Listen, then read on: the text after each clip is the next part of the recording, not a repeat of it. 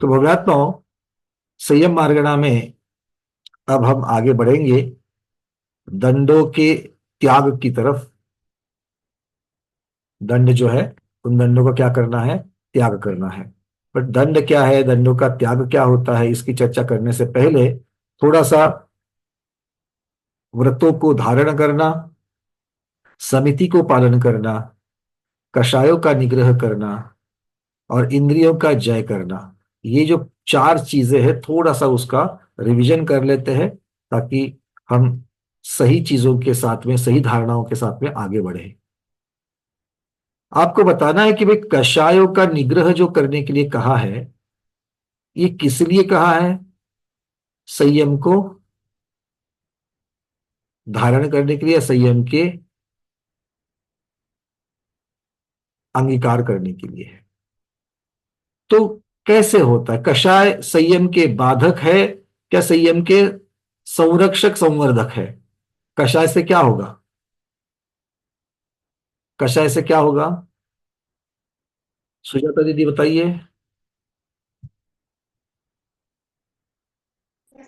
स्वराला संख्या अभ्यास हाँ बताओ सुजाता दीदी। वंदना वंदना हम्म। कषाय से पाप तो होता ही है। संयम के साथ क्या होगा? संयम बढ़ेगा या संयम टूटेगा? टूटेगा। संयम टूटेगा। टूटेगा। दीदी को लगता है संयम टूटेगा कषाय करने से। अच्छा, मन में प्रश्न ये आता है, आपको भगवान के प्रति राग है कि नहीं है? धर्म के प्रति राग है कि नहीं है? अरे है कि नहीं है? हाँ है। अपने गुरुओं के प्रति राग है कि नहीं है?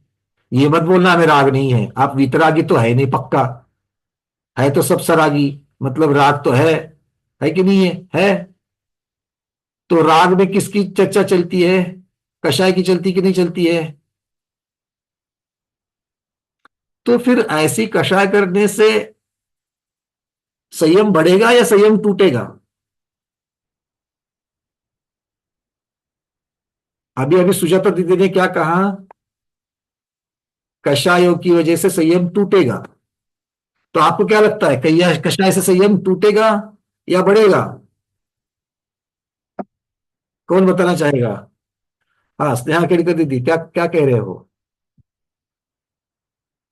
देखो, अगर कषाय हम किसी भी, अनंतानुबंधी है। हाँ एक मिनट दीदी सिर्फ, किसी भी नतीजे पर नहीं पहुंचे हैं। अभी तो हम चर्चा करके उसमें से क्या निकालना है, इसकी हम चर्चा कर रहे हैं। ठीक है, और सार जो निकलेगा उसको ग्रहण करेंगे। हाँ दीदी बोलो। अनंतानुबंधी कषाय अगर होगी तो संयम टूटेगा, लेकिन अगर कषायों की मंदता है तो ही संयम पलता है कषायों की मंदता में। और ये कषाय तो जैसे 10वें गुणस्थान तक रहती है, इसलिए उनकी मंदता ही संयम में आवश्यक है। कषायों की मंदता मतलब कषायों की मंदता जो है वो संयम में हमें सहायक होगी, ऐसा आपको कहा है, नहीं तो बाधक हो जाएगी। लेकिन कषायों के सद्भाव में यथाख्यात संयम भी नहीं हो सकता है। चलिए, पूर्ण तो बहुत संयम की पूर्णता नहीं हो टेक्निक, सकती है। दीदी ये सारी टेक्निकल बातें तो हो गई, बट हम लोग रोजमर्रा की, और ये आगम, बिल्कुल आपने जो कहा वो आगम सम्मत है, बट रोजमर्रा की बातें में फिर क्या सोचना चाहिए? जब हम अभिषेक करते वक्त मुझे बहुत राग भाव से मैं अभिषेक कर रहा हूं, अभिषेक करते वैयावृत्ति समय जब कर रहा हूं तो गुरुओं से बहुत राग भाव से उनकी भक्ति पूजन कर रहा हूं। राग की वजह हम वहां पर भी परिणामों की निर्मलता ऐसा भी कह सकते हैं। फिर जितने ज्यादा परिणाम निर्मल होंगे हम्म उतनी कषायों की तो मंदता होगी, राग की भी मंदता होगी और राग में गृद्धता नहीं होगी। तो और पर्याय ये सब निर्मलता, ये सारी चीजें कह रहे, तो उसमें से फिर संयम टूटेगा या संयम बढ़ेगा? संयम नहीं टूटता। परिणामों की निर्मलता से संयम टूटता नहीं है, क्योंकि हम जिस संयम को तोड़ने की बात कर रहे हैं वो सिर्फ अनंत अनुबंधी के उदय में ही टूटता है। अनंत तक बाकी भी तो कषाय है ही है, तो अनंतानंदी को छोड़ दो, अप्रत्याख्यान है, प्रत्याख्यान है, ये सारे तो कषाय है। और ये सारी टेक्निकल चीजें मुझे नहीं समझ में आ रही है, मान लो थोड़ी देर के लिए, तो रोजमर्रा की जिंदगी में जब अभिषेक करना है तो मैं राग भाव से अभिषेक करूं कि न को करूं? गुरुओं की पूजन करूं तो अभिषेक राग भाव से करूं कि नहीं करूं? जब तक वितरकता नहीं होगी तब तक राग भाव तो रहेगा ही है ना? देवशास्त्र गुरु। तो मंदता की अपेक्षा से चलो, तो भगवान की पूजन में मंद राग से करूं क्या? कषायों की मंदता ही कहेंगे उसे। राग भले ही अपना प्रशस्त राग होगा, हाँ, लेकिन तो कषायों की तो मंदता ही कहना चाहिए उसको। चलिए देखो, बात एक साइड में आगम कुछ बोलने नहीं दे रहा है चीजों को, क्योंकि आगम ने पक्का करके रखा हुआ है, और दूसरी साइड में अभी भी ये संभ्रम है, हाय या नहीं है? क्यों अंजलि दीदी, ये भगवान की भक्ति करते वक्त राग भाव को उत्कट करूं कि नको करूं? करना ही चाहिए उत्कटता तो। तो भक्ति की क्या, उत्कटता होना ही चाहिए। तो अगर भक्ति की उत्कट का इसका मतलब क्या नहीं, होगा? राग उत्कटता भाव, होनी चाहिए, हम्म, क्योंकि वो प्रशस्त राग है। प्रशस्त राग जितना उत्कट होगा उतना भले संयम तो राग तो आप कषाय है, राग तो कषाय है, तो उत्कट का अर्थ होता है तीव्र। तो राग की तीव्रता में संयम पलेगा कि नहीं पलेगा? पलेगा ना। फलेगा, क्यों नहीं? संयम क्योंकि वो कषाय अगर प्रशस्त होती है वो तो प्रशस्त पलेगा है, ही। संयम पलेगा। वो परिणाम है। पलेगा। अच्छा, अभी आपको मैं दो उदाहरण टूटेगा देता तो हूँ। नहीं। अभी अभी अभी देखो, सबसे पहले सुजाता दीदी ने कहा कि संयम टूटेगा। अभी कुछ चर्चा करने के बाद में इस नतीजे पर आप पहुंचे हो कि संयम बढ़ेगा, बढ़ेगा नहीं, पर टूटेगा प्रशस्त भी राग नहीं। से। टूटेगा नहीं। अच्छा, संयम नहीं टूटेगा, संयम टूटेगा नहीं, ऐसा आप कह रहे हो। बढ़ेगा कि नहीं बढ़ेगा थोड़ा बाद में, बट संयम टूटेगा नहीं। मतलब अगर तीव्र राग करेंगे, तीव्र प्रशस्त राग करेंगे, तो संयम टूटेगा नहीं, ऐसा भी कह रहे हो आप लोग? पक्का, ये तो पक्का है। मतलब आप जो कह जो रहे हो संयम मैं ग्रहण हमने कर रहा धारण हूं। किया है वो तो टूट ही नहीं सकता। हाँ, जो संयम हम धारण कर रहे हैं वो तो टूट ही नहीं सकता। नहीं देखिए, अभी तक तो धारण नहीं किया है, हम चौथे में ही हैं। धारण करने की बात चलेगी अभी यहां से आगे। मान लो धारण करना है मुझे, तो मैं संयम को धारण करूं या भक्ति भाव से अभिषेक पूजन करूं, ये मेरे मन में अभी दुविधा है। जब भक्ति भाव से पूजन अर्चन कर रहे हो, तब ना किसी जीव को मारने की, ना किसी का घात करने की भावना ही नहीं होती, तो फिर संयम टूटने का सवाल ही नहीं आता। कि बस अच्छा, भक्ति में लीन हो जाते हैं तो अभी मैं आपको प्रशस्त। तीव्र राग के, अब आपको मैं तीव्र राग के दो उदाहरण देता हूं, एक भगवान के प्रति और एक गुरुओं के प्रति, ठीक है? मुझे भगवान के प्रति इतना तीव्र राग है, इतना तीव्र राग है, इतना तीव्र राग है कि आज भगवान, मतलब अभी मेरे सामने कौन है? भगवान की प्रतिमा है, तो उनके ऊपर मैं अभिषेक कर रहा हूं, कर रहा हूं, कर रहा हूं, मेरा मन ही नहीं भर रहा है, कर रहा हूं, कर रहा हूं, बहुत तीव्र राग है। घड़े के ऊपर घड़े, घड़े के ऊपर घड़े, घड़े के ऊपर घड़े, घड़े के ऊपर घड़े में डालते जा रहा हूं, डालते जा रहा हूं, डालते जा रहा हूं, रुक ही नहीं रहा हूं, मेरा मन ही नहीं भर रहा है। क्या संयम पला? पलेगा। जैसे एक लोटा भर अभिषेक करने से मेरा मन नहीं भरता है, या संयम की वहां पर हम लोग परिभाषा नहीं कर सकते हैं, तो क्या घड़े के ऊपर घड़े, घड़े के ऊपर घड़े, घड़े के ऊपर घड़े में पूरा सुबह 7 बजे से लगा हूं, 11 बजे तक मैं करते ही जा रहा हूं, करते ही जा रहा हूं, मेरा मन ही नहीं भर रहा। अच्छा, और गुरुओं के प्रति मेरा इतना राग है, इतना राग है, इतना राग है, वो ना बोल रहे, वो ना बोल रहे, ना बोल रहे, तो भी मैं दे रहा हूं, महाराज जी ये खाइए, महाराज जी वो खाइए, अरे नहीं नहीं, कल के 2 दिन का तो आपका बेला था, आज तो आपका पारना हो रहा है, आप ये खाइए, आप ये खाइए, राग भाव, तीव्र राग भाव। अब बिल्कुल सही। अब क्या उत्तर होगा? संयम तो नहीं टूटता। अच्छा, ये संयम नहीं टूटा, संयम नहीं टूटा। चलो संयम, पहले संयम की परिभाषा फिर से देख लेते हैं। अभी तक हम लोग किसी नतीजे पर नहीं पहुंचे, मन में जो हमारा द्वंद्व चल रहा है ना, उसकी हम चर्चा कर रहे हैं।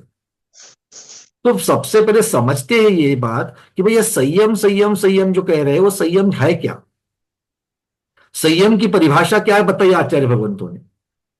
ये परिभाषा अगर हम लोग सही तरीके से समझेंगे तो उत्तर अपने आप आ जाएगा। तो क्या है संयम की परिभाषा, कौन बताएगा? इंद्रिय संयम और प्राणी संयम। इंद्रिय संयम। ये तो भेद हो गए, ये तो भेद हो गए। तो संयम की परिभाषा क्या है? ये तो उसका इंद्रिय संयम और प्राणी संयम, ये तो उसके भेद हो गए। हाँ जी प्रभु जी, अनम्यूट अनम्यूट करिए।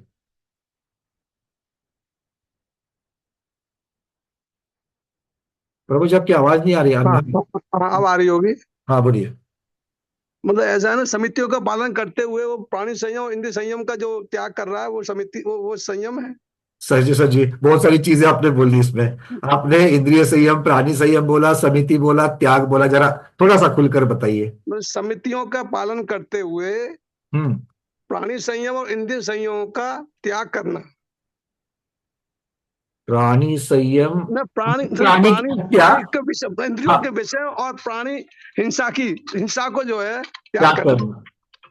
अच्छा, इसमें व्रतों का कोई भाग रहेगा क्या?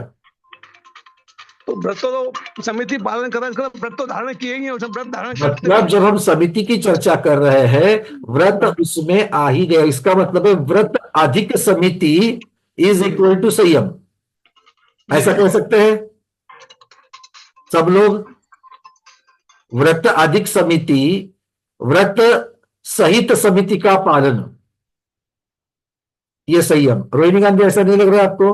अनम्यूट कर रहा हूं मैं, बोलिए, ऐसा क्यों नहीं लग रहा है?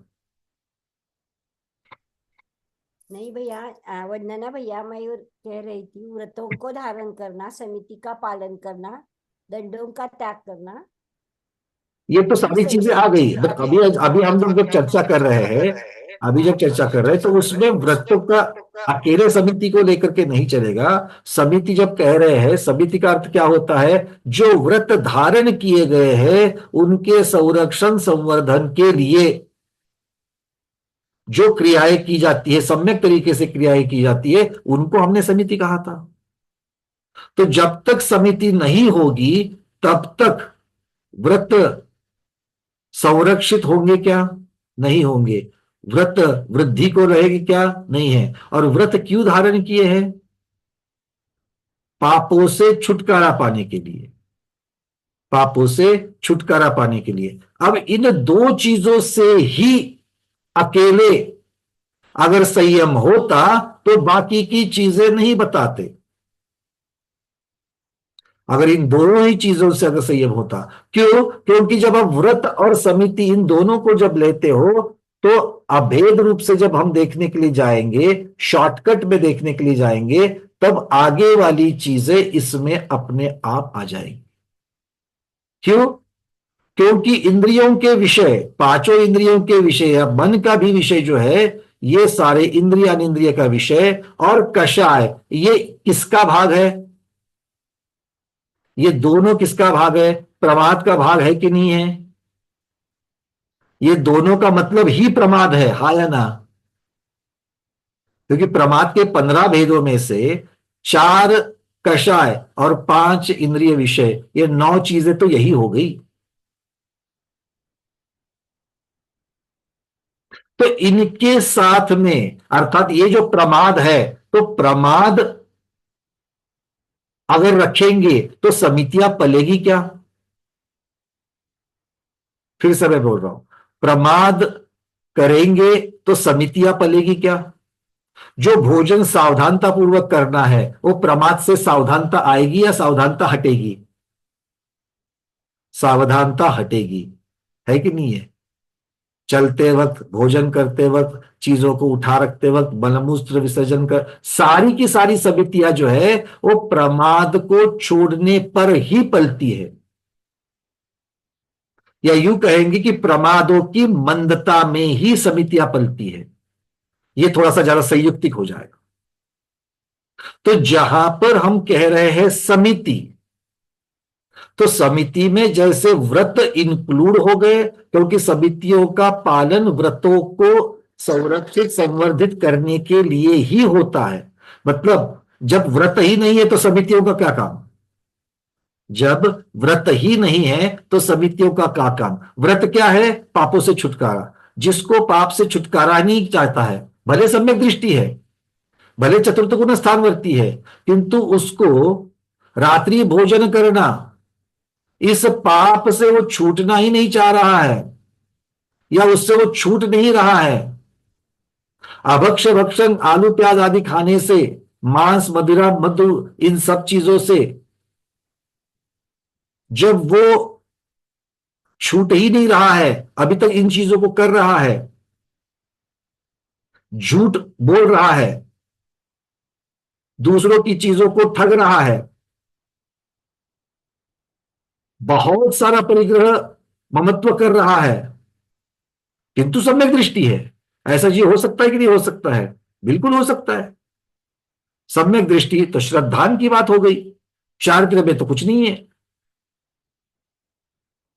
इसका मतलब यह हो गया कि अगर पापों से छुटकारा चाहिए तो व्रत चाहिए, और व्रतों को अगर बरकरार रखना है, संरक्षण संवर्धन करना है, तो समितियां चाहिए, और समितियां चाहिए तो प्रमाद को मंद करना पड़ेगा, अर्थात कषाय और इंद्रिय विषय इनको मंद करना पड़ेगा। क्योंकि इनको बंद तो नहीं कर सकते, क्योंकि समिति का नाम बंद नहीं है। निवृत्ति किससे है? निवृत्ति किससे है? प्रमाद से निवृत्ति है। समिति में प्रमाद से निवृत्ति है, किंतु सम्यक प्रकार से क्रिया करने की प्रवृत्ति भी है। अकेली निवृत्ति नहीं है, वो प्रवृत्ति भी है। मतलब जब मैं समिति शब्द लगाई, बहुत महत्वपूर्ण है। समिति शब्द बहुत महत्वपूर्ण है, क्योंकि अकेले कषाय का निग्रह करके संयम पलेगा क्या? नहीं। अकेले इंद्रिय, क्योंकि कषाय का निग्रह करोगे, एक जगह पर बैठ गए, राग द्वेष होने नहीं दे रहे हैं, राग द्वेष नहीं होने दे रहे हैं। यह अवस्था कब तक चलेगी? क्योंकि यहां पर चर्चा चल रही है छठे गुणस्थान और उसके ऊपर के मुनिराजों की। तो छठे गुणस्थान के जो मुनिराज है वो आहार भी करेंगे, निहार भी करेंगे, विहार भी करेंगे। अरे हाँ या ना? बिल्कुल तीनों करेंगे। मतलब क्रियाओं का त्याग तो नहीं कर सकते, और अगर क्रियाओं का त्याग नहीं कर सकते हैं तो अकेले कषाय निग्रह से काम नहीं बनेगी। अच्छा, दंडों का त्याग कर सकते हैं क्या? दंड मतलब क्या? अभी आएगा प्रकरण आगे, मन वचन काय की क्रिया, उनका भी त्याग नहीं कर पाते हैं। भोजन करना है तो इंद्रिय विषय तो आएंगे आएंगे। मतलब अकेले इनको करने से नहीं, तो इनसे छुटकारा, असावधानता से निवृत्ति और सावधानता की प्रवृत्ति। अगर हम शॉर्टकट में समिति को देखा जाएगा तो असावधानता से निवृत्ति और सावधानता से प्रवृत्ति, या फिर प्रमाद से निवृत्ति, प्रमाद की मंदता और सावधानता की बरकरारता या उसकी बढ़ोतरी, ये बात है समिति की। तो अब इन सब चीजों को देखते हुए अगर हम अपने मूल प्रश्न की तरफ आएंगे कि राग करने से क्या होगा, तो यह प्रश्न ही गलत है। अकेले राग की चर्चा करके नहीं चलेगा, अकेले राग की चर्चा करके नहीं चलेगा, अकेले इंद्रिय विषय की चर्चा करके नहीं चलेगा। तो इनसे संयुक्त प्रमाद की मंदता की चर्चा चलेगी। जब तक हम सरागी है तब तक प्रमाद की मंदता के साथ में संयम पलेगा, संरक्षित होगा और संवर्धित भी होगा। क्यों? अब यही अगर चीजों को जब मद्देनजर रखते हुए कि प्रमाद को बंद करना है और सम्यक तरीके से समितियों का पालन करना है, ये बात जब हम लोग करते हैं तो अपने आप ही अभिषेक पूजन में जो राग है, उस राग के साथ में अभिषेक पूजन की क्रियाएं सावधानता पूर्वक कैसी करनी चाहिए ये अपने आप आ जाता है, क्योंकि आपने उसमें समिति जोड़ दी, इसके साथ आपने समिति जोड़ दी। जैसे आपने समिति जोड़ दी, गुरुओं के आहार की अपेक्षा से कितना भोजन देना है, कैसे भोजन देना है, किस शुद्धि के साथ में देना है, सारी चीजें वहां पर आ गई, जिसकी वजह से साधु का भी जीवन संयमी हो गया और उनका संयमी पल गया, दातार का भी और साधु का भी। बातें समझ में आ रही है क्या? ये बात मैं चर्चा इसलिए मैं उठा रहा हूं क्योंकि हम लोग जब चर्चा टुकड़े टुकड़े में कर रहे हैं, व्रतों की चर्चा अलग हो गई, समितियों की चर्चा अलग हो गई, कषाय की चर्चा, इंद्रिय विषय की चर्चा तो कल बहुत अल्प प्रमाण में पिछले क्लास में हमने की। क्यों? क्योंकि इसके पहले हमने इंद्रिय मार्गणा, इंद्रिय विषय की चर्चा, कषाय मार्गणा में कषायों की चर्चा आदि की चर्चा बहुत विस्तृत तरीके से की है, इसलिए ज्यादा हमने उसके ऊपर नहीं बात किया। तो अलग अलग इनको देखने मात्र से किसी अकेले से काम नहीं चलने वाला है, तो इनकी समग्रता जो है वो समग्रता ही जाकर के संयम को पालेगी।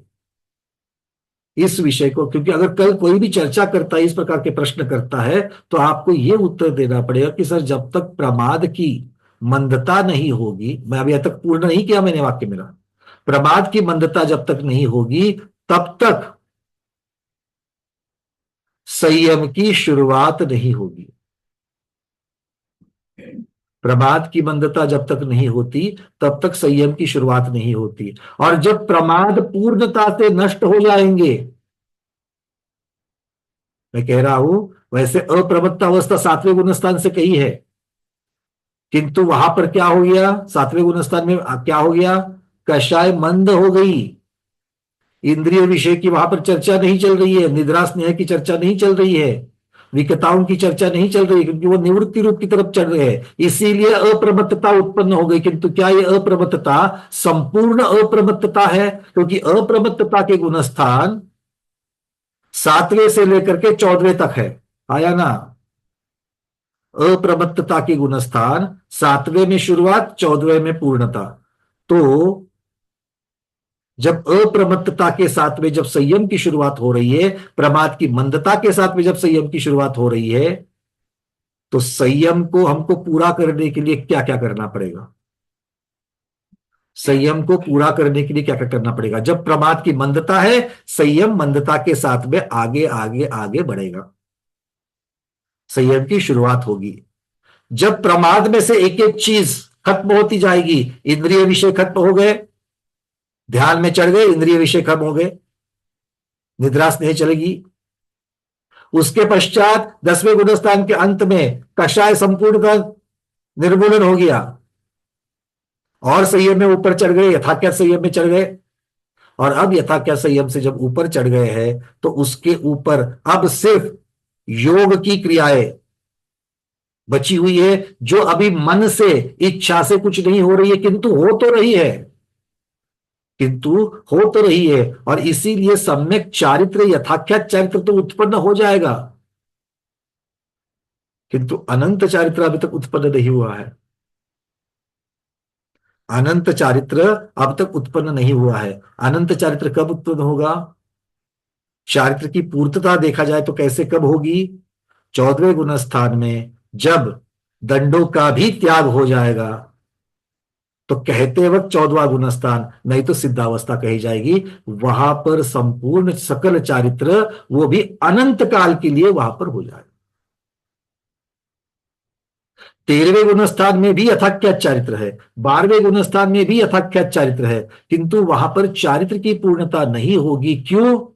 क्योंकि प्रमाद में से कषाय, इंद्रिय विषय, इनकी तो पूर्तता आपकी संपूर्ण बंदोबस्त हो गया, किंतु दंडों का संपूर्ण त्याग नहीं हुआ, दंडों का संपूर्ण त्याग नहीं हुआ। मन की क्रिया का तो त्याग हो गया, इच्छा से होने वाली मन की क्रिया का तो त्याग हो गया या नाश हो गया, इच्छा से नहीं होती, किंतु स्वभाव से होने वाली जो क्रियाएं मन वचन काय की है, जो 13वें गुणस्थान में अभी भी बरकरार रहेगी, वो 13वें गुणस्थान में मन वचन काय की स्वाभाविक क्रिया, स्वभावता मतलब कौन से स्वभाव? संसारी स्वभाव की अपेक्षा से जो क्रियाएं चलेगी, क्योंकि वैसे तो जीव की स्वभाव क्रिया में ना मन की क्रिया है, ना वचन की है, ना काय की, क्योंकि मन, वचन और काय ये तीनों क्या जीव के भाग है या पुद्गल के भाग है?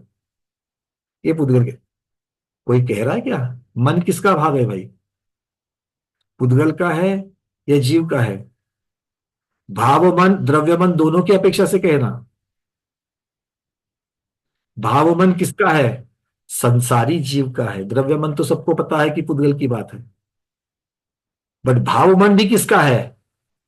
वो भी संसारी जीव, जो कर्मों के साथ लगा हुआ जीव है, अशुद्ध जीव है, उसका मतलब वो विभाव है, स्वभाव नहीं है।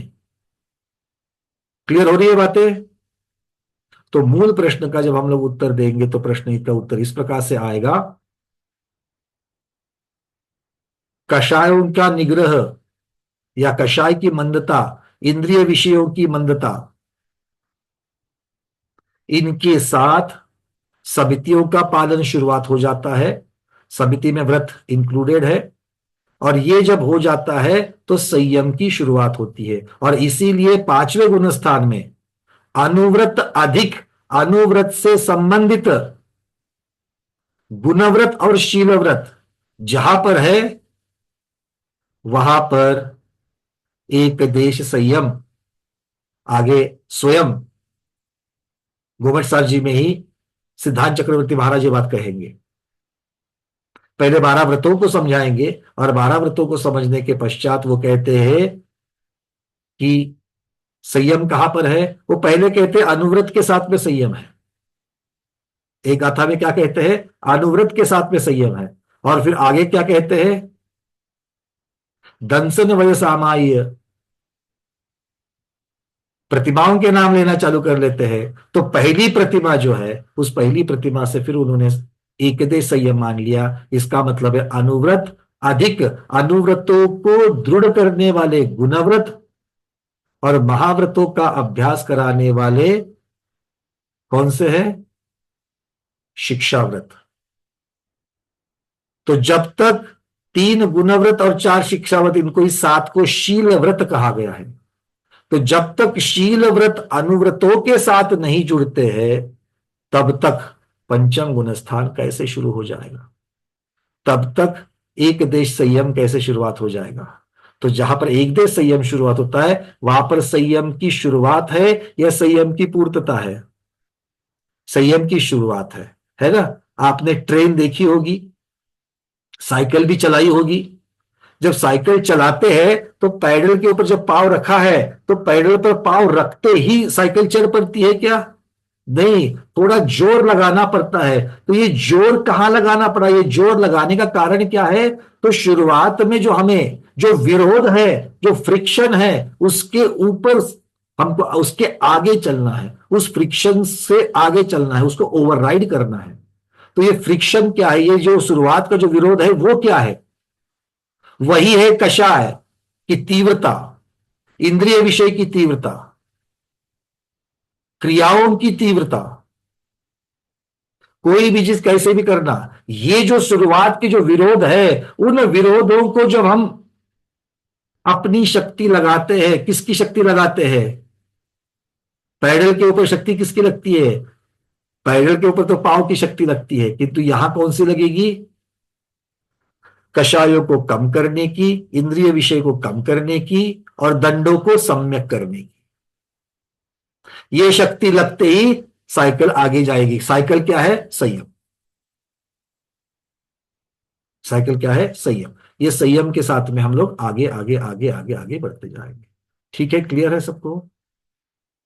किंतु अभी भी संयम पूरा है क्या, संयम पूरा नहीं है। संयम की पूर्तता के लिए फिर जाकर के कषाय को पूरा हटना पड़ेगा, इंद्रिय विषय को पूरा हटना पड़ेगा और दंडों को भी पूरा हटना पड़ेगा।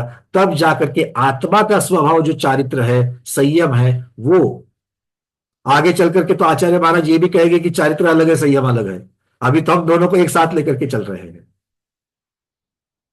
आगे चारित्र और संयम में भी थोड़ा सा भेद दिखाएंगे, अभी एक साथ करके चल रहे हैं। तो जाकर के ये अनंत काल के लिए निराबाध संयम जब उत्पन्न हो जाएगा तब वहां पर संयम की पूर्तता कहेंगे। बातें समझ में आ गई, इतना जो हम लोगों ने चर्चा की।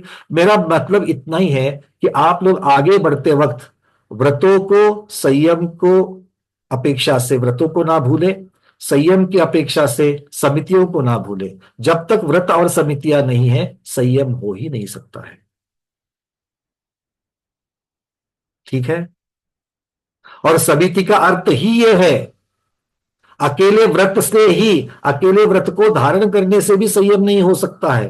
हो सकता है क्या, आज हमने बिल्कुल पिच्ची लग गई और हमने महाव्रत ले लिए और मन में आए वैसा गमन कर रहे, मन में आए वैसे भोजन कर रहे, मन में आए वैसे पिच्ची का मंडल उठा रहे, चलेगा क्या, उसे संयम कहा जाएगा क्या, नहीं, क्योंकि समिति नहीं है। तो जब तक समिति नहीं है तब तक संयम कहा जाएगा क्या, नहीं। और समिति में सम्यकता तब तक आएगी क्या, जब तक कषाय को कम नहीं करेंगे, इंद्रिय विषय को कम नहीं करेंगे, अर्थात प्रमाद को कम जब तक नहीं करेंगे तब तक। क्योंकि वो तो अंत्य दीपक की अपेक्षा से छठा गुण स्थान प्रमाद के लिए अंत्य दीपक है।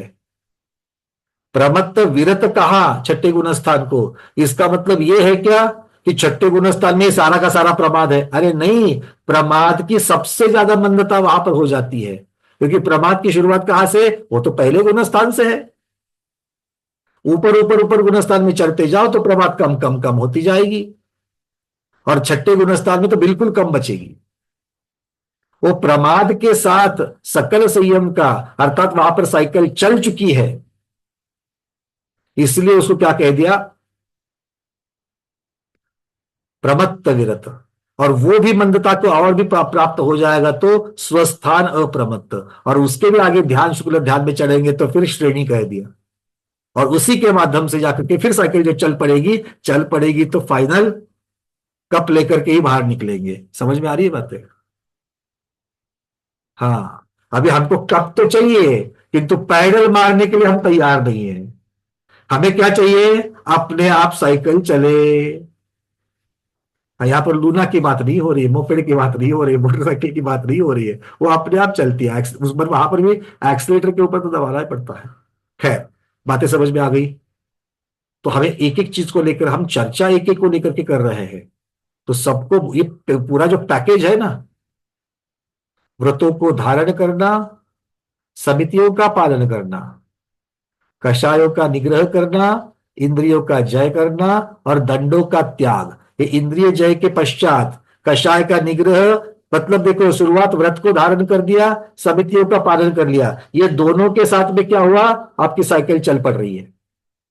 कषायों का निग्रह और इंद्रिय जय करते और स्पीड पकड़ रही है, और जैसे ही दंडों का त्याग होगा आपको कप मिल जाएगा, आपको मेडल मिल जाएगा, तब जाकर के उसकी पूर्तता हो जाएगी। क्लियर है? चलिए, बहुत बढ़िया। हाँ, 2 हाथ ऊपर आए हैं। प्रभु जी, आपको कोई प्रश्न है? उसके बाद संगीता दीदी।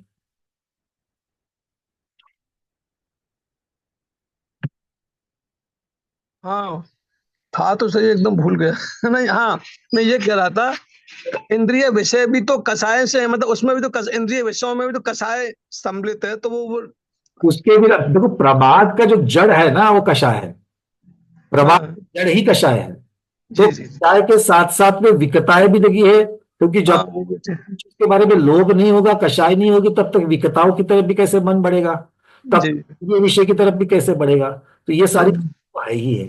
मतलब बेसिकली कषाय ही उसमें जो वो है वो, इन सबका बाकी सब तो बाकी सब तो उसके वो निकल रहे हैं, उसके रिजल्ट्स हैं, बाकी सब तो कषाय की वजह से रिजल्ट्स हैं, इंद्रिय विषयों में जो बढ़ रही है वो रिजल्ट है कषायों का। बट महत्वपूर्ण बात यह है कि संयम को चलाने के लिए शुरुआती अवस्था जो भी है वहां पर इनका पूरा पूरा निवृत्ति नहीं हो सकती है, इसलिए इनकी मंदता और सम्यक प्रवृत्ति ये दोनों के साथ स्टार्ट होगा। ठीक है, मेरा मतलब खाली यही था कि कषायों की मान्यता होगी तभी इंद्रिय विषयों की मान्यता होगी, उसी के साथ साथ, उसके बिना तो नहीं होगी।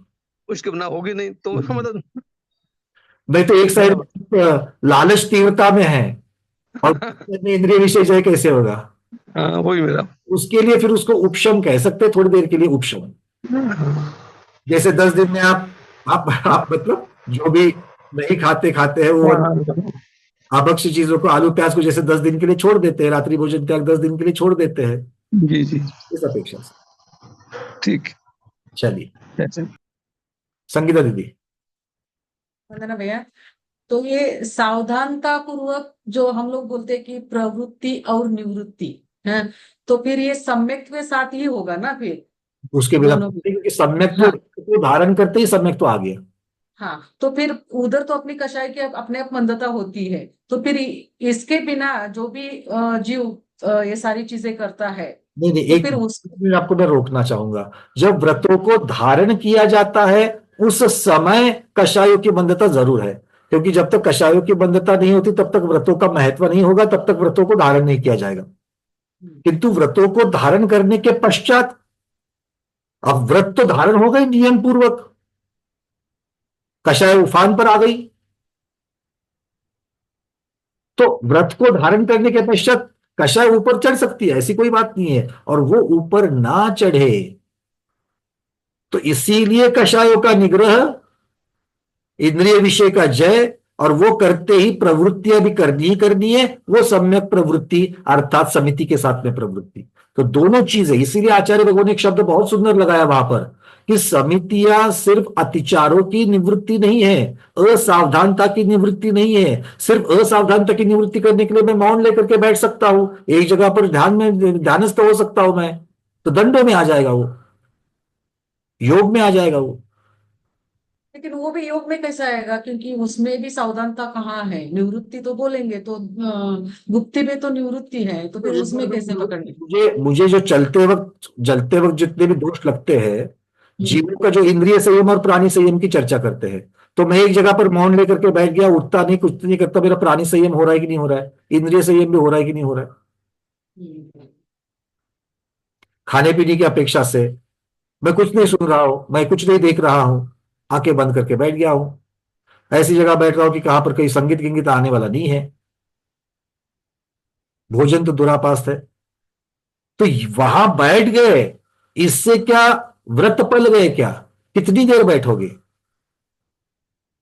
हाँ, उसमें बैठेंगे तो संयम की शुरुआत हो जाएगी, किंतु वो संयम तब तक कारगर नहीं होगा जब तक आप कषायों का हम संपूर्ण जय नहीं करते, जब तक इंद्रिय विषय का संपूर्ण जय नहीं करते या कषाय का संपूर्ण नाश नहीं करते। तो किसी भी जीव को संयम की शुरुआत होने के पश्चात संयम की पूर्तता अंतर मुहूर्त में हो जावे, ये सबके लिए प्राप्त नहीं है, ये सबके लिए प्राप्त नहीं। मैं सकल संयम की अपेक्षा से कह रहा हूं। जैसे भरत चक्रवर्ती महाराज ने दीक्षा ले ली और अंतर मुहूर्त में जाकर के उन्होंने केवल ज्ञान प्राप्त कर दिया, तो उनके लिए सारी चीजें उनको अंतर मुहूर्त में हो गई। बट ये सकल संयम की अपेक्षा से सकल संयम धारण हो गया और सकल संयम की पूर्तता अंतर मुहूर्त में हो गई, किंतु ये सब करने के लिए उनके संयम की शुरुआत कब हुई थी? वो तो घर में हुई थी, जब उन्होंने अनुव्रत लिए, पंचम गुण स्थान को घर में ही धारण कर दिया, तभी तब तो उनकी प्रवृत्ति थी। तो वहां पर समिति का काम किसने किया? वहां पर समिति का काम गुणव्रत और शिक्षाव्रतों ने किया। तो इस तरीके से इसकी तरफ देखना चाहिए। और दूसरा जो अभी अपनी चर्चा चल रही थी कि संसारी अपेक्षा वीतरागता, तो 13वें गुणस्थान वैसा फिर पकड़ना चाहिए, क्योंकि अभी तो 14वें गुणस्थान तो में पूर्ण वीतरागता यथा का चारित्र को प्रकट हो जाता है, तो ऐसा समझेंगे? चारित्र भी माना है और वितरागता भी 13वें में मानी है, किंतु चारित्र की जो संपूर्णता है, संयम का जो संपूर्णता है, वो अभी तक नहीं आया। क्यों? क्योंकि दंडों का त्याग नहीं हुआ है। दंडों का त्याग, जो अनंत काल के लिए टिकने वाला जो चारित्र है, वो तो तभी आएगा जब तक योगों का नाश नहीं होगा। और वो 13वें गुणस्थान के अंत में हुआ, या फिर ये मानिए 14वें गुणस्थान में हुआ, और 14वां गुणस्थान का हो या सिद्ध परमेष्टि की अवस्था का हो, मोर और लेस से भी इस प्रकार से। थैंक यू बहन। क्योंकि वो इरिवोकेबल, इरिवर्सिबल दंडों का त्याग है। एक बार 13वें गुणस्थान के अंत में योग का नाश किया, अब वापस नहीं आने वाला है। इस अपेक्षा से वो अनंत काल के लिए वहीं से संयम की शुरुआत, संयम हो जाएगा वो। ठीक है, चलिए। Thank you. और किसी का प्रश्न है? नहीं, चलिए आगे बढ़ते हैं। चैट में भी नहीं है ना। ये थोड़ी सी क्या कह सकते हैं, इस प्रकार की जो चर्चा है, इसके अलग अलग उत्तर अलग अलग जगह पर आ सकते हैं। ये जिस तरीके से हम लोगों ने अभी मंथन किया, किरण जैन दीदी कह रही कि दंड का अर्थ क्या है, दंड का अर्थ होता है योग, अभी आएगा आगे, इसी की चर्चा अब शुरू हो रही है। तो जब मैं आपको प्रश्न पूछ रहा था, तो मैं किसी निर्णय पर क्यों नहीं आ रहा था? क्योंकि मैंने पूछे हुए प्रश्न के अलग अलग उत्तर आ सकते थे, और उन उत्तरों में चर्चा किस चीज की चल रही है, उसकी अपेक्षा से प्रमुखता किसको देनी है और गौणता किसकी करनी है, ये बात भी देखा जाएगा। क्योंकि मेरे वक्तव्य का आधा अधूरा अगर कोई अर्थ निकालता है, मैंने कहा था घड़ों से अभिषेक, मैं यहां पर घड़े से अभिषेक करने का निर्देश नहीं, यहां पर मैं निषेध नहीं कर रहा हूं। गोमतेज भगवान का तो घड़ों से अभिषेक होता ही आ रहा है 1000 वर्षों से, इसका निषेध नहीं यहां पर किया जा रहा है। वहां पर राग भाव की चर्चा वहां पर चल रही थी, उस प्रतिभा के प्रति मुझे राग भाव है, उस प्रतिभा के प्रति मुझे राग भाव है, इसलिए मैं वो सिर्फ वहां पर अभिषेक की क्रिया करते जा रहा हूं। इसकी चर्चा वहां पर चल रही थी। या फिर गुरुओं के प्रति उनको अलग अलग पदार्थ बना करके खिलाना, भक्ष्य पदार्थ खिलाना, मर्यादा के पदार्थ खिलाने का निषेध नहीं कर रहा हूं मैं, किंतु कितना और विवेकता के साथ में कितनी चीजें और क्या कि जिससे उनका रत्नत्रय पल सके, इसकी जब चर्चा चलती तो फिर आपको कहीं ना कहीं तो एक बॉर्डर लगानी पड़ेगी। तो उस बॉर्डर की चर्चा वहां पर हो रही थी। भाई बातें समझ में आ रही है ना? विपरीत अर्थ मत निकालना, ठीक है? हाँ, नहीं तो किसी साधु के पास में आधा अधूरा वर्णन चला जाता है, वो पंकज भैया ने ऐसे कहा, और फिर वो जब मैं दर्शन के लिए जाता तो पूछते साधु, अरे क्या पंकज जी आपने ऐसा कहा, आप निषेध कर रहे हो? नहीं महाराज जी, निषेध नहीं कर रहा, ये बात ऐसी है। फिर उनको बताना पड़ता है, ठीक है ना? तो आधा अधूरा चीजें अगर कुछ मन में है तो आप सीधा मुझे पूछो, भैया आप इसका निषेध कर रहे हो क्या? पूछ सकते हो, बिल्कुल पूछ, पहले समझ तो लो कि हम क्या कह रहे हैं, ठीक है? चलिए, और ये मेरे साथ ही नहीं, किसी के साथ भी हो सकता है। वो महाराज जी ऐसा कहते हैं, वो माता जी ऐसा कहते हैं, ये कहने से पहले अपनी बुद्धि को टटोल करके देखना चाहिए कि क्या उन्होंने कहा था वही मैंने ग्रहण किया है या नहीं ग्रहण किया है। अब चर्चा चलती है दंड, दंडों का त्याग करने कहा है। त्रिगुप्ती या त्रिदंड जिसे कहा जाता है, आगम में त्रिदंड भी कहा है, त्रिदंडी, त्रिदंडी अजैनों में, वैदिक में अलग तरीके से त्रिदंड का शब्द आता है। त्रिदंडी ये एक प्रकार के साधु विशेष को भी त्रिदंडी साधु है करके कहते हैं। पर यहां पर दंडों का शब्द क्या चल रहा है? दंड का अर्थ है गुप्ती। दंड का अर्थ क्या है? गुप्ती। और गुप्ती किसे कहते हैं?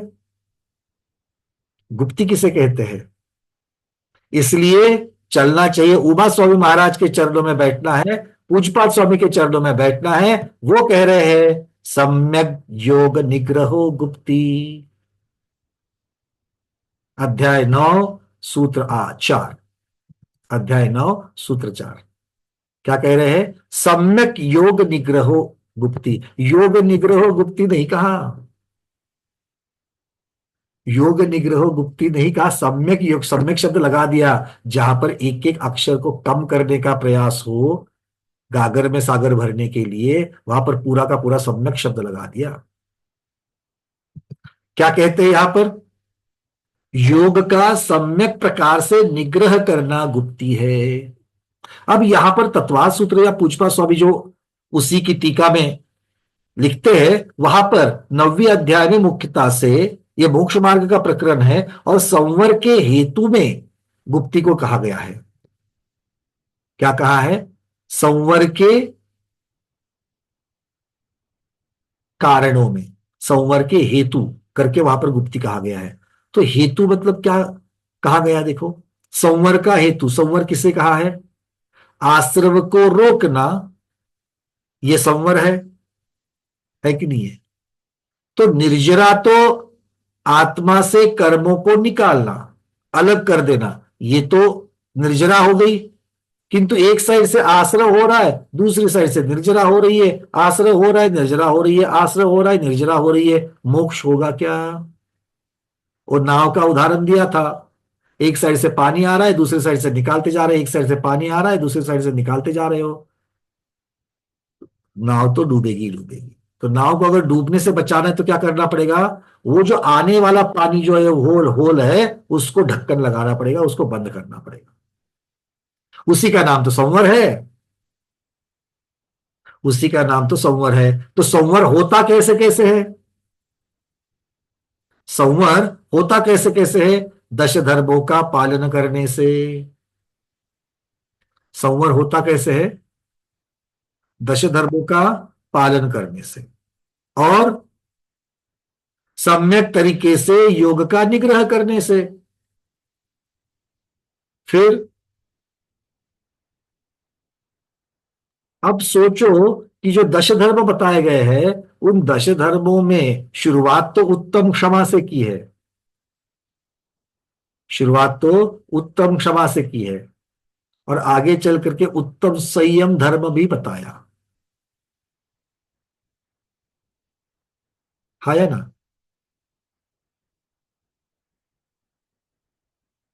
तो उत्तम क्षमा में क्या हो गया? प्राणियों की हिंसा टल गई। उत्तम क्षमा से प्राणियों की हिंसा टल गई। और उत्तम क्षमा, मार्दव, आर्जव और शौच, इनसे क्या हो गया? इनसे क्या हो गया? कषायों की मंदता हो गई।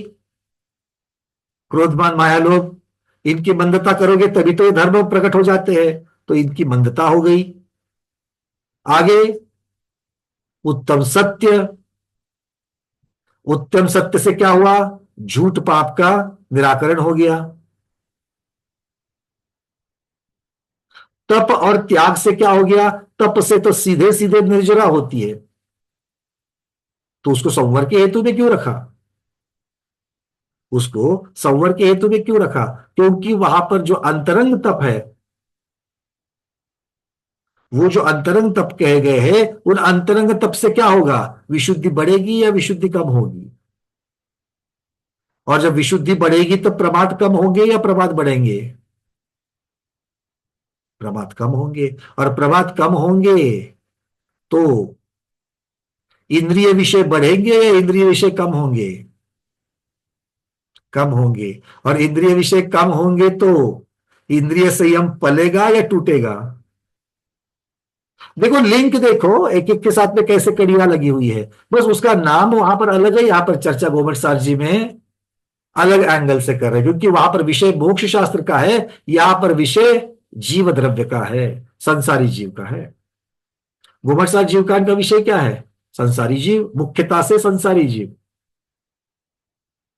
समझ में आ रही है बातें? क्लियर हो रहा है?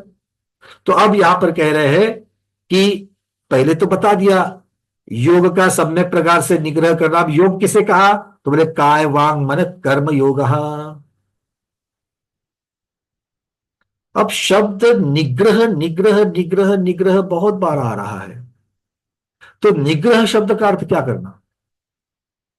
आचार्य कह रहे हैं स्वच्छंद प्रवृत्ति का बंद होना, स्वच्छंद प्रवृत्ति को रोकना निग्रह है।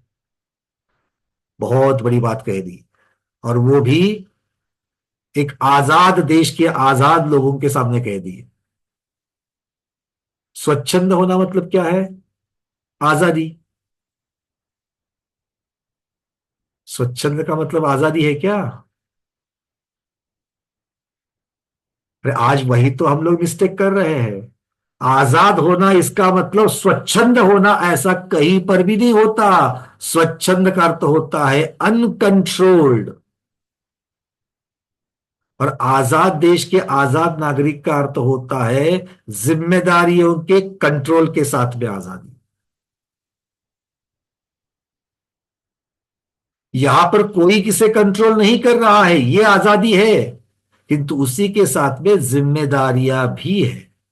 वो स्वच्छंदता नहीं है। कल आप अपने मन से स्वच्छंदता करके कुछ भी कर पाओगे क्या? अच्छा, आप वन में भटक रहे हो, कोई नहीं है आजू बाजू में, आपको स्वच्छंद होना है, आपने वस्त्र उतार करके फेंक दिया। दीक्षा की चर्चा नहीं कर रहा हूं, मैं स्वच्छंद होने की बात कर रहा हूं। अरे मैं एक आजाद पंछी हूं, मैं आजाद जीव हूं, मैं जो चाहिए कह सकता हूं, मुझे वस्त्रों का बंधन नहीं चाहिए। वन में तो कर दिया, आकर के शहर के बीच में चौराहे में खड़े होकर के बोलो मैं आजाद देश का आजाद नागरिक हूं, स्वच्छंद हूं, वस्त्र निकाल, तो चलेगा क्या? लोग पागल करके पत्थर मारेंगे। मतलब स्वच्छंदता सब जगह नहीं चलेगी, और ना ही स्वच्छंदता सब जगह पर अच्छी होती है। स्वच्छंद प्रवृत्ति का ही तो निग्रह करना, उसे रोकना, यही तो यहां पर क्या कह रहे हैं? निग्रह कह रहे हैं। तो जहां पर कषाय का निग्रह करना कह रहे हैं, जहां पर सम्यक योग का निग्रह करना या योग का सम्यक प्रकार से निग्रह करना कह रहे हैं, उस निग्रह का अर्थ है स्वच्छंद प्रवृत्ति का बंद। तो स्वच्छंद प्रवृत्तियां किसमें बंद करनी है? योगों में करनी है। और योग किसे कहा है? मन की क्रिया, वचन की क्रिया, काय की क्रिया। अरे योग को भूल गए क्या? योग मार्गना पढ़ी है ना? क्या पढ़नी बाकी है? हाँ, क्यों सुभद्रा दीदी पढ़ी कि नहीं पढ़ी हमने?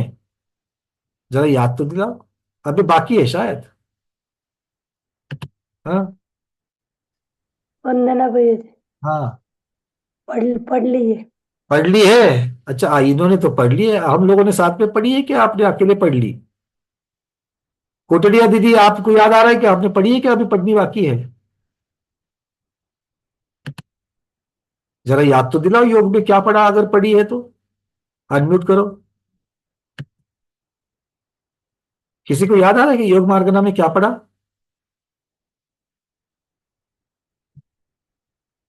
दीदी आपका अनम्यूट नहीं हो रहा, आप ही हैंड रेज कर रहे हो, हम आप ही को तो पूछ रहे हैं। कोटड़िया दीदी, स्वच्छंद यानी स्वैराचार, बिल्कुल शोभना दीदी सही कह रहे हैं। बट मेरे प्रश्न का उत्तर तो दे दो, योग मार्गना में क्या पढ़ा, याद तो दिलाओ। आधे तो पीडीएफ खोल रहे हैं। एक काम करना, ये पीडीएफ को साथ में अगले भाव में जरूर लेके जाना, नहीं तो बड़ी प्रॉब्लम हो जाएगी आप लोगों की। जो पीडीएफ के ऊपर इतने डिपेंडेंट है ना, कुछ किया तो पीडीएफ खोलो, वो अगले भाव में जाते वक्त पीडीएफ लेकर के जाना। सौदरविंद्र महाराज के दरबार में बैठोगे, वो वहां पर पूछते हैं, वहां पर शंका समाधान चलता है। कोई प्रश्न कोई पूछेगा, देव तो अब तक खोल के, हाँ, फिर खोल करके देखेंगे। माया पखाली दीदी जरा बोझ तो दीजिए, योग मार्ग ना पढ़िए क्या पहले, ये तो बताओ हाँ पढ़िए भैया। क्या पढ़ा था, जरा याद तो नहीं लाओ। 4 मनोयोग, 4 वचन योग, अच्छा, 4 मनोयोग, 4 वचन योग, और 7 काय योग। 7 प्रकार के काय योग पढ़े थे। हाँ, ऐसा ऐसा कुछ तो 15 प्रकार के योग पढ़े थे, अब याद आ रहा है। पर योग मतलब क्या सोचा था तुमने, योग की परिभाषा क्या कर थी? मन वचन काय की प्रवृत्ति। मन वचन काय की प्रवृत्ति। अच्छा, और क्या परिभाषा कह रही थी डॉक्टर शैला दीदी? मन वचन काय की चंचलता। मन वचन काय की चंचलता। और कोई कह रहा है आत्मा में परिस्पंदन। और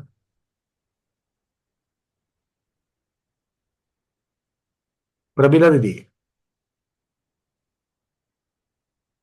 मन वचन काय योग के निमित्त से होने वाले आत्म प्रदोषों की परिस्पंदन हलन चलन क्रिया को योग कहते हैं। बहुत बढ़िया। तो योग मार्गना में योग की परिभाषा वचन काय की क्रिया से होने वाला आत्मा का परिस्पंदन ऐसी करी है। और यहां पर पूछा जा रहा है अभी आपको, तो आप योग के बारे में आप क्या कह रहे हो? मन वचन काय की क्रिया, मन वचन की प्रवृत्ति। तो आत्मा का परिस्पंदन लेना है कि नहीं लेना है? क्यों जागृति दीदी, आत्मा का परिस्पंदन लेना है कि नहीं लेना है? लेना है। लेना है। तो फिर यहां पर आप आचार्य भगवान ऐसा नहीं कह रहे, वो क्या कह रहे हैं? काय वांग मन कर्म योग, आत्मा के परिस्पंदन की बात ही नहीं कर रहे पूजपात स्वामी और उमा स्वामी महाराज। पर क्रिया होगी तो आत्मा में परिस्पंदन तो होगा ही होगा। क्रिया होगी तो आत्मा का परिस्पंदन होगा ही होगा। बहुत सुंदर। क्योंकि पूर्ण प्रक्रिया के कौन से भाग का कथन किया जा रहा है, वो उस भाग के विषय के ऊपर अवलंबन है। वहां पर कर्म योग, योग को कारण क्या, योग किसके लिए बता रहे हैं? कर्मों के आश्रव के लिए बता रहे हैं, कर्म के आश्रव के लिए। और चूंकि तत्वार्थ सूत्र एक संक्षिप्त स्वरूप का ग्रंथ है, वहां पर मोटा मोटी में वहां पर प्रक्रिया बताई जा रही है कि मन की क्रिया, वचन की क्रिया, काय की क्रिया करने मात्र से कर्मों का आश्रव होता है। ये बता करके उमा स्वामी महाराज आगे बढ़ गए। लेकिन सिद्धांत चक्रवर्ती नेमिचंद्र महाराज का काम कुछ अलग है। उनको जीव के ऊपर उस क्रियाओं का क्या फर्क होता है, जीव द्रव्य के साथ क्या क्या घटनाएं घटती है, ये उनको उनका विषय है यहां पर। तो वो कर्म की क्रिया करते ही आत्मा का परिस्पंदन जितना होता है, वो कभी कम कभी ज्यादा होता है, कभी मध्यम होता है। तो इनसे क्या फर्क होता है, ये फर्क दिखाने के लिए अलग अलग गति के जीवों के अलग अलग प्रकार के योग होते हैं। उन योगों को दर्शाने के लिए यहां पर विषय का कुछ अलग, उसी योग का योग मार्गना में दूसरा भाग दिखाया गया है। आपको हर रोज चांद दिखता है कि नहीं दिखता है? सो कॉल्ड आधुनिक विज्ञान जिसे चांद कहता है वो दिखता है कि नहीं दिखता है? तो आज पूर्णिमा के दिन जितना चांद दिखा, और चौथ के दिन जो एक कोर दिख रही है, अष्टमी के दिन जो कोर दिख रही है, तो क्या चांद उतना ही रहता है? चांद आधा टूट जाता है? चांद का उतना ही भाग आज हमें दिख रहा है, उतना ही आज उसकी चर्चा है। इसीलिए तत्वार्थ सूत्र में जो योग की चर्चा चली है वो किसी विषय के अनुसार है। घुमटसार जीवकांड में योग की चर्चा जो चली है वो किसी विषय के आधार पर है। दोनों का अर्थ एक ही है। आज हम इसका कथन करेंगे, आज हम इसका कथन करेंगे, दोनों को जब साथ में लेंगे तो पूर्तता हो जाएगी। क्लियर है? अब यहां पर आत्मा के परिस्पंदन की चर्चा नहीं करनी है। क्यों? क्योंकि क्रिया के मात्र से, क्योंकि यहां पर प्रक्रिया किसकी चल रही है? संयम की चल रही है। और संयम की प्रक्रिया में जो मन वचन काया की क्रियाओं का जो सहभाग है, वो सहभागिता की अपेक्षा से हमें यहां पर कहना है कि ऐसी क्रियाएं जो या तो संयम को बढ़ा सकती है या तो संयम को तोड़ सकती है। बस इतना यहां पर पर्याप्त है। यहां पर आत्मा के निर्विक्त पर्याप्त अवस्था में किस प्रकार के परिस्पंदन होते हैं, इनकी चर्चा सब यहां पर नहीं है। क्लियर है? बात समझ में आ गई? इसीलिए यहां पर इतना ही कह रहे हैं कि योग का सम्यक प्रकार से निग्रह करना गुप्ती है। और योग किसे कहा? तो काय वांग मन वचन काय की जो क्रियाएं है, उनकी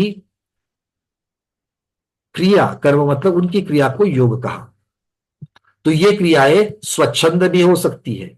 तो इसीलिए स्वच्छंद क्रियाओं का, या यूं कहिए स्वच्छंद प्रवृत्तियों का निग्रह करना, उनको रोक देना, ये यहां पर गुप्ती कह रहे हैं। तो गुप्ती या दंड किसे कहेंगे? दंड कहेंगे स्वच्छंद प्रवृत्ति को। बात समझ लेना, गुप्ती और दंड, इनमें क्या फर्क है? देखने के लिए दोनों भी सेम है, मोटा मोटी में देखने के लिए सेम है, किंतु गुप्ती किसे कहा? क्रियाओं की सम्यक प्रवृत्ति,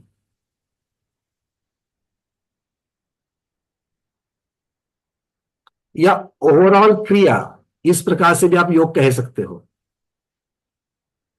योग मतलब मन वचन काय की क्रिया,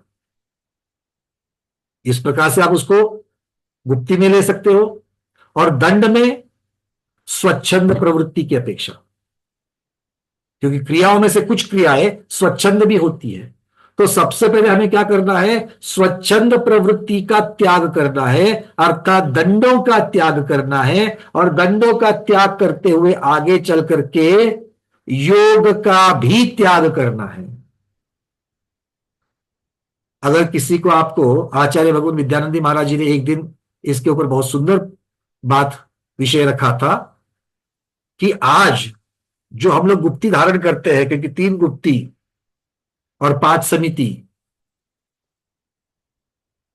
ये महाव्रत के साथ में है कि नहीं है? 13 प्रकार का चारित्र क्या कहा साधुओं का? 5 महाव्रत, 5 समिति, 3 गुप्ती। मतलब साधु 3 गुप्ती का अंगीकार करते कि नहीं करते हैं? करते हैं। तो उसमें से काय वांग मन कर्म योग, इस प्रकार से अगर हम देखेंगे तो क्या मन वचन काय की तीनों की क्रिया का त्याग कर देते हैं आज के साधु? आज के साधु मतलब सरागी साधु कर सकते हैं। मन में एक भी विचार नहीं आएगा, बोलने की प्रवृत्ति नहीं होगी, काय की प्रवृत्ति नहीं होगी। अरे ऐसा अगर अंतर्मुख में बैठेंगे तो केवल ज्ञान से क्या, सहयोगी से अयोगी हो जाएंगे। केवल ज्ञान की तो बात और नीचे आ जाएगी। समझ रहे बात को? तो वो करते क्या है? आचार्य महाराज ने कहा था, अशुभ का त्याग करके शुभ में रमना। अशुभ का त्याग कब हो सकता है? अच्छा, हमारे मन में शुभ विचार और अशुभ विचार दोनों आते कि नहीं आते हैं? इन दोनों को ही तो मन का विषय कहा है कि नहीं कहा है? तो मन की प्रवृत्ति को रोकना मतलब क्या है? संपूर्ण विचारों को रोकना। फिर अच्छे भी और बुरे भी कर सकते हैं क्या? नहीं कर सकते। मतलब कुछ ना कुछ तो विचार आएंगे। तो अगर विचार आएंगे तो क्या करना है? अशुभ के आने दो या शुभ के आने दो? नहीं नहीं, अशुभ के तो बिल्कुल नहीं चाहिए, है ना। तो अशुभ को हटाना है, तो मन से अशुभ को हटाना है, तो क्या करना पड़ेगा, मन को शुभ से भरना होगा। अगर मन में कितनी जगह है, मान लो 100, मन में कितनी जगह है, मानो 100 क्रियाओं की जगह है, 100 विचारों की जगह है। अब 100 विचारों में से 50, मान लेते कि 50 विचार हमारे शुभ आए और 50 अशुभ आए, वैसे हर रोज की बात अलग होती है, पर 50 शुभ आए और 50 अशुभ आए ऐसा मान लेते हैं। अब अशुभ को हटाना है, तो 50 अशुभ को हम धीरे धीरे करके हटाते हैं।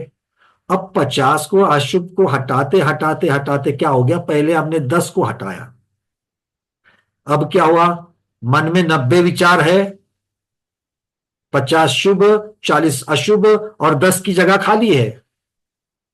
10 की जो जगह खाली हुई है, क्या वो खाली रहेगी? आप आगे जो बचे हुए 40 को निकालना चाह रहे हो, जैसे आप घर में साफ सफाई करते हैं ना, घर में साफ सफाई करते हैं, तो आपका घर पूरा का पूरा गंदा होता है क्या? आपकी घर की फर्श रहती है, आप झाड़ू लगाते हो, पूरी की पूरी की फर्श खराब रहती है कि सब जगह खराब है कि नहीं? कई कई जगह पर कचरा होता है, कभी बाल गिरे हैं, कहीं कुछ गिरा है, कुछ गिरा है, कुछ है ना। तो आप क्या करते हैं, सभी जमीन को क्लीन करते हैं।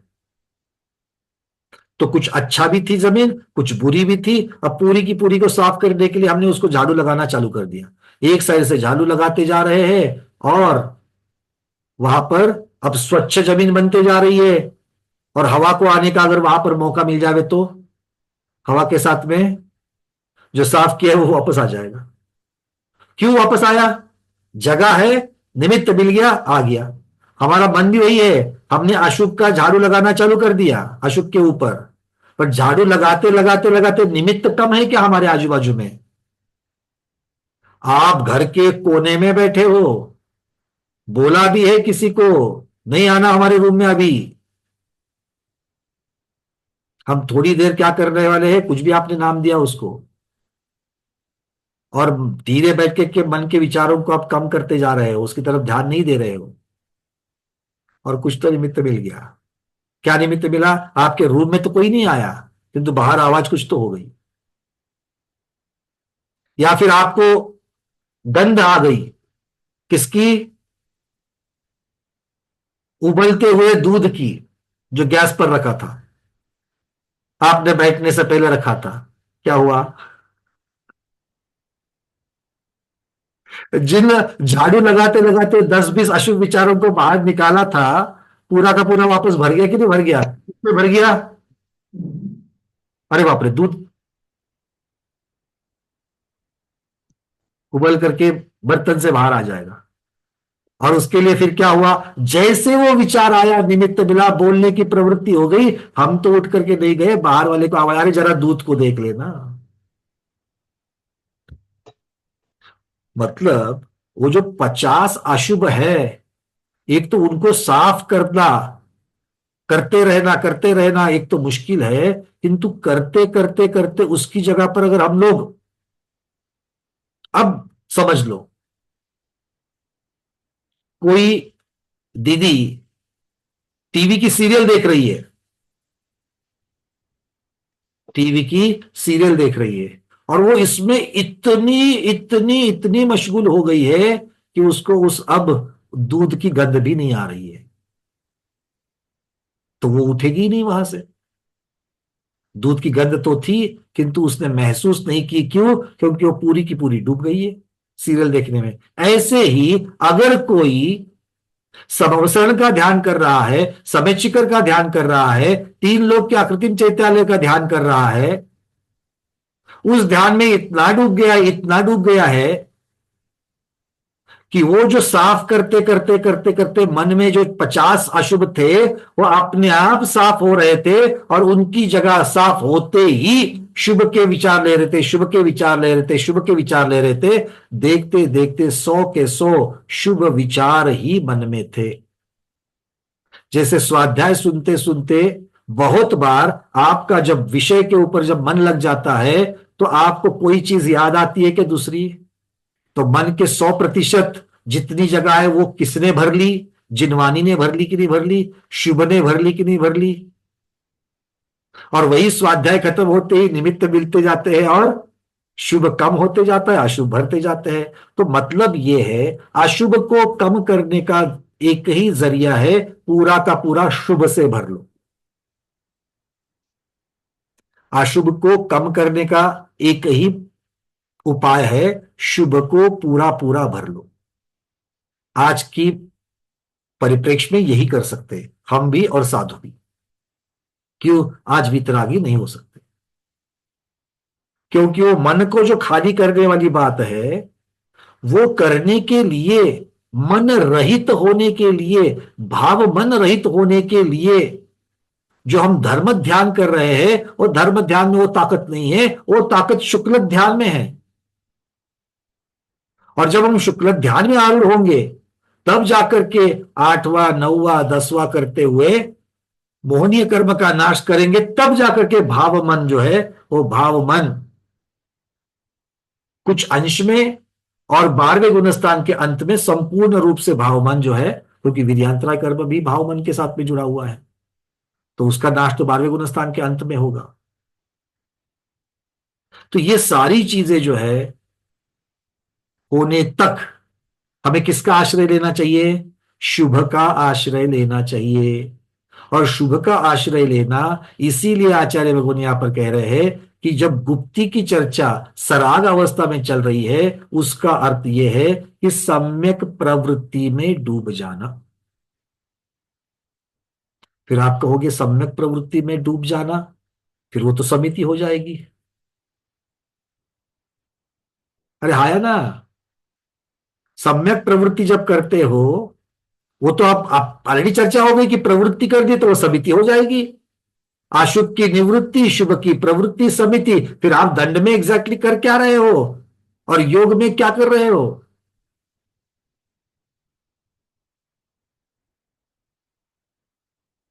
आज यहीं पर लटकता छोड़ देते हैं, क्योंकि आज आपका समय पूर्ण हो चुका है। आज के स्वाध्याय में इतना ही। आज के स्वाध्याय को गुरुओं के श्री चरणों में बारंबार नमोस्तु वंदामि इच्छा करते हुए यहीं पर समापन करते हैं।